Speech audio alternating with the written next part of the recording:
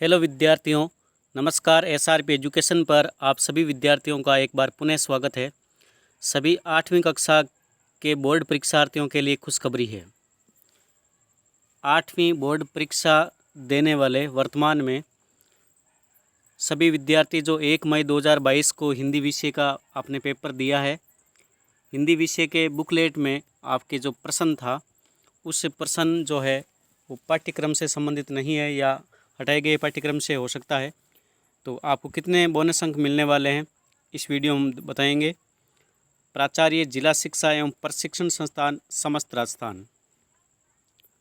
दिनांक 1 मई 2022 को आयोजित प्रारंभिक शिक्षा पूर्णता प्रमाण पत्र कक्षा 8 2022 के विषय हिंदी प्रश्न पत्र में हिंदी विषय का जो आपका प्रश्न पत्र हुआ है उस प्रश्न पत्र में आपको बोनस अंक मिलेगा। यदि आपने प्रश्न किया है या नहीं किया है, चाहे गलत किया है, तो उस प्रश्न के आपको बोनस अंक मिलने वाला है। RSCERT उदयपुर संयुक्त निदेशक, ये आप देख सकते हैं। उपयुक्त विषयांतर्गत ये लेख है कि 1 मई 2022 को कक्षा 8 आयोजित प्रारंभिक शिक्षा पूर्णता प्रमाण पत्र कक्षा 8 2022 के बुकलेट में हिंदी प्रश्न पत्र के मूल्यांकन में प्रश्न संख्या थी 16। हिंदी पाठ्य पुस्तक वसंत, जो आपके बसंत जो पाठ्य पुस्तक है उसके अध्याय संख्या 6 में, जिसका नाम है भगवान के डाकिए, उससे संबंधित है। जो इस सत्र हेतु जारी जो संक्षिप्तीकृत पाठ्यक्रम था उस पाठ्यक्रम में शामिल नहीं था।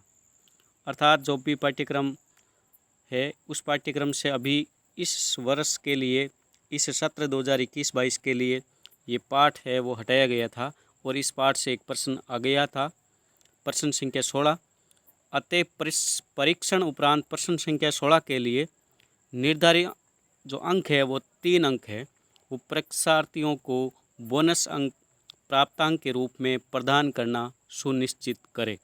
सभी बोर्ड परीक्षार्थियों के लिए खुशखबरी है कि प्रश्न संख्या 16 आपने यदि किया है या नहीं किया है हिंदी विषय का, तो उसमें आपको 3 अंक है वो परीक्षार्थियों को बोनस अंक प्राप्तांक के रूप में मिलेंगे।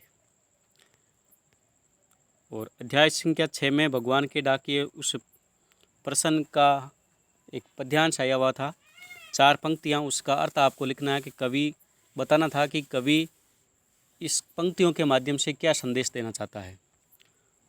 तो पंक्तियों के माध्यम से कवि ये संदेश देना चाहता था कि पक्षी और हवाएं, हवा जो है वो सुगंधित जो हवा है एक देश से दूसरे स्थान तक पहुंचती है। हवा और पक्षी है वो एक देश से दूसरे देश में आते जाते रहते हैं और वे भाईचारे का संदेश देते हैं। तो इस प्रश्न के लिए आपको मिलेंगे 3 अंक।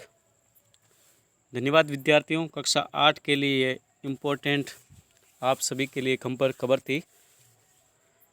धन्यवाद विद्यार्थियों।